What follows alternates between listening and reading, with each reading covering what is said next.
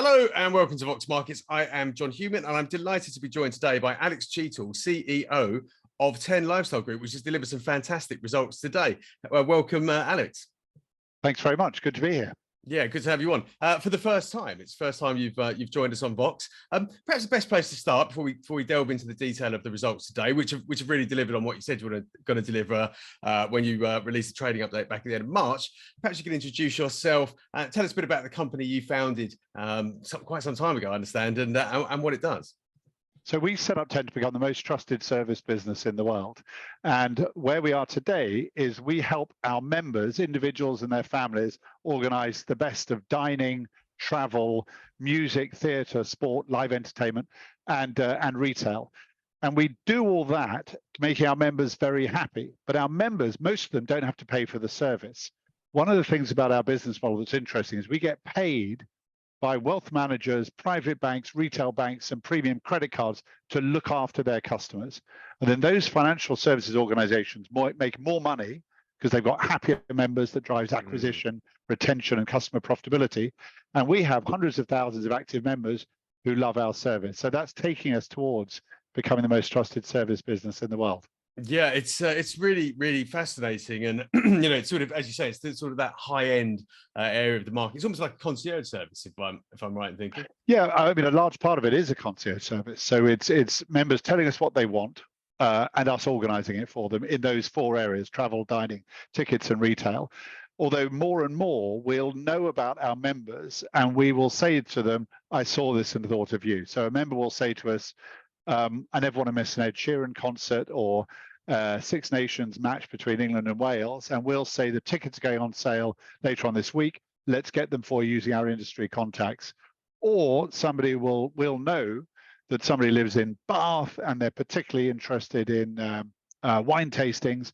We'll know that there's a wine tasting going on just up the road from them, and we'll make sure they get on the guest list for that. And that personalization is driving a lot of our growth as well. Yeah, so you must have some really deep networks to be able to access these high-end products, as well as some fantastic tech to be able to make sure they're getting to the right people at the right time. Yes, you're right. We are a mixture of a tech business and a people business. So the technology allows us to understand our members and scale that, and that was right in the original vision for the business, was to use relational database management, using the language of '98, to deliver a scalable service for the first time in history. But we need people to do that as well. And people, because where our service is not delivered digitally, we need lifestyle managers using technology to deliver brilliant personalized service. But we also need to know the individual chefs, owners with restaurants. We need to know the producers of people like Beyonce, Adele, Ed Sheeran, the West End shows, so that we can get the ticket inventory. And of course, the scale that we've got gives us the buying power. But the relationships we've spent 25 years building are also really important in all of our four areas. To use a bit of 1968 technology, you must have one hell of a Rolodex there. Yes, back in the day we did. Although even in '98, when we first set up, we went paperless right from the very beginning, because we knew that everything we created was going to have to be searchable either by us or by our members. And that approach of always future-proofing the business, because our business at heart was always a knowledge management business, more than it was anything else in terms of the guts, the engineering of how it works. Yeah, no, it's incredible stuff, and obviously that's translating into some fantastic numbers, which we'll talk about in a minute. But before we do that, I mean, you mentioned you're in travel, you're in leisure. You must have had a hell of a few years with the pandemic. Yeah, we did. It wasn't as bad as we feared. We had a business, or we still do have a lovely business in China. And so we took the pandemic very seriously very early on, because it hit us, and we were supporting our members in China who were locked in at home in lockdown, while people in the UK were still wondering if it was going to come over to us from Italy. So we went to see our corporate clients and said, we want to be part of your coronavirus task force, as we called it then. And they said, what coronavirus task force? And we said, the one you're about to set up. So we started helping our members, their customers, with how to run virtual pub quizzes. We got chefs who then their restaurants were closed to do virtual events for our members. We did deliveries for them. We called members of some of the private banks that we work with who were elderly to check they were okay and see what we could do to help.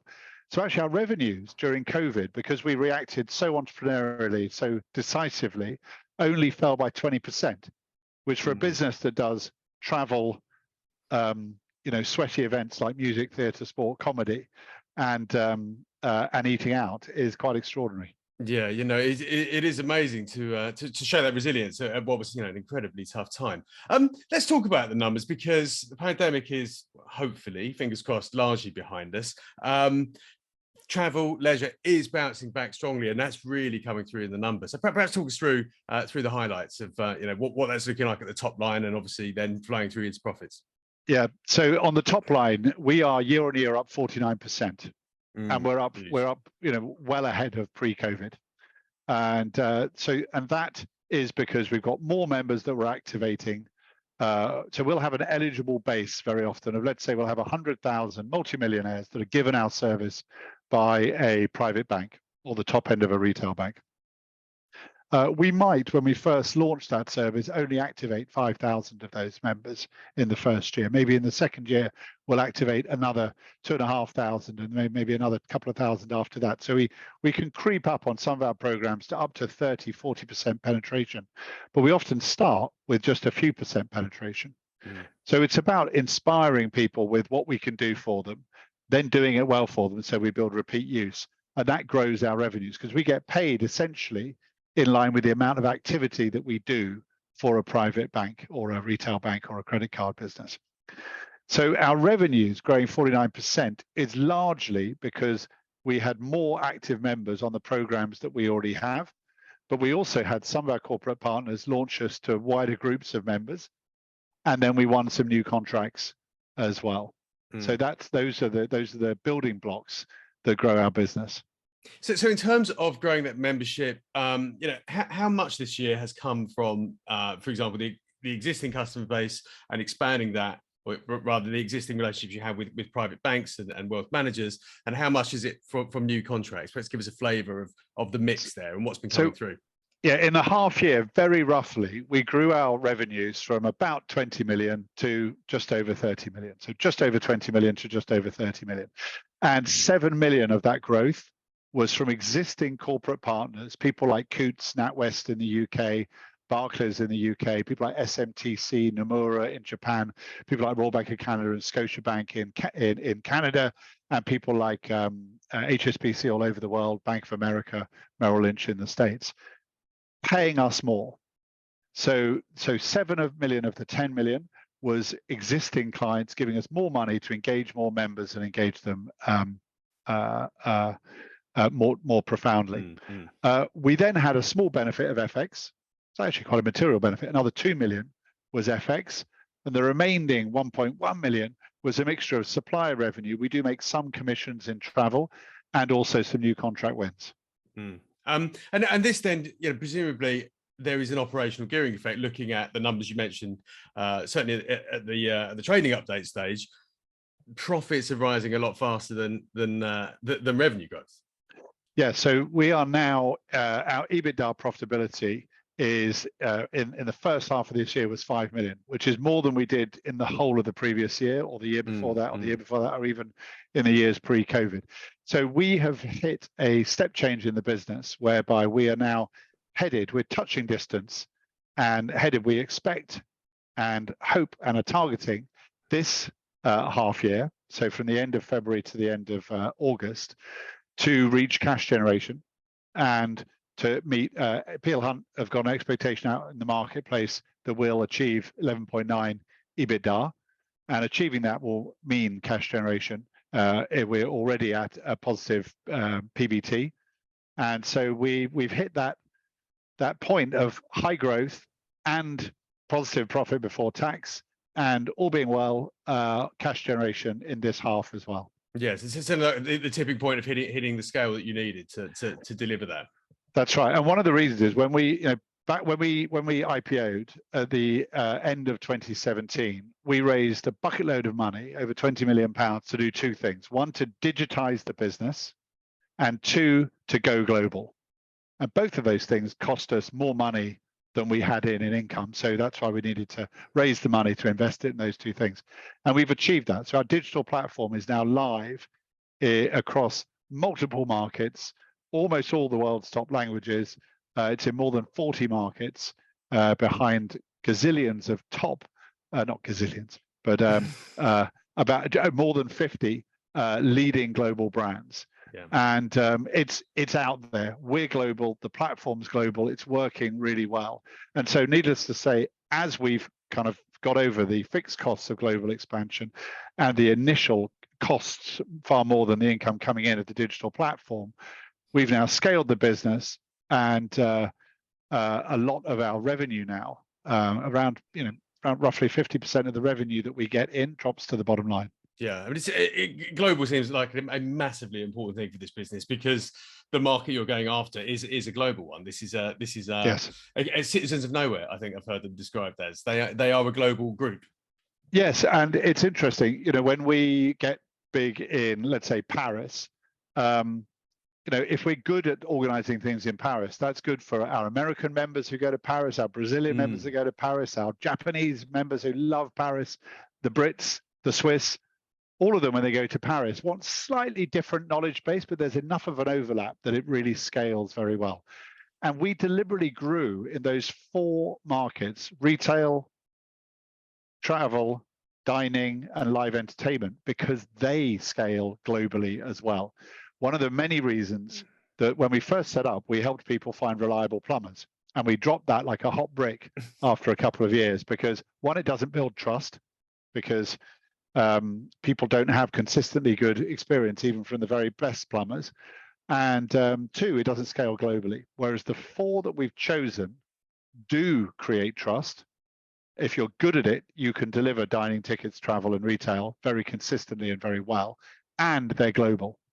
Yeah, I think people would pay anything to get tickets to certain sporting events. That's for sure. You mentioned that there's further investment taking place in technology and the proposition. What sort of developments can we expect to see next? So over the next period, so what we've built is we built a full OTA, an online travel agent, but it's got, unlike a normal travel agent, because we largely get paid to deliver customer happiness for our banks, we can pass our commission and use our buying power to get value add benefits and the best pricing that people just can't get on the internet. So we're 15% cheaper than the internet for hotels, similar for car hire. We've got some very good flight prices on there as well. But for the top kind of 5,000 most requested hotels, which tend to be 4 and 5 star for us, we've also got complimentary breakfast, upgrades, early check-in, late check-out, and so on. Then for restaurants, because our average member is wealthy, they spend on average 80% more than the average person in that restaurant. So that, and a low no-show rate, and the fact that we've spent 25 years becoming friends to the trade, mean that we get tables that you or your PA can't get.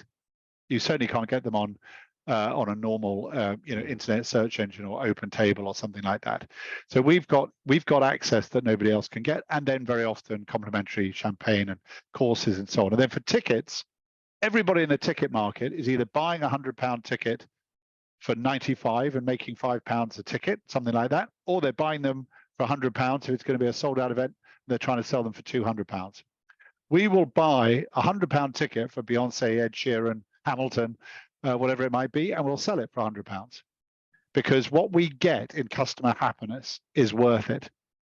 And so then we get paid by the bank or the sponsoring brand to deliver customer happiness. So we can do things that no other business in that kind of market can do. And then for retail, the last one of our 4 pillars, because we can deliver wealthy people at scale using our database to speak to the right people, we can put on events, whether it's in-store or virtual, for the right subsect of our members to meet the right brands. The brand get the extra sales, and our members get value-add benefits, champagne, canapes, discount on the night, and benefits like that. So put all that together, and you've got a really good, joined-up, consistent, strong lifestyle concierge service that's a world beater. Yeah, and I mean, we have, it's fair to say that we've had a bit of an economic wobble globally, and markets have not been kind, and we're seeing some real fallout from the cost of living crisis. But But looking at this business, you would appear to be largely immune to those trends. And in fact, you've got the big tailwind of sort of the growing wealthy behind you. Yes, so we've got growing demographic of wealthy people who've still got a lot of money to spend.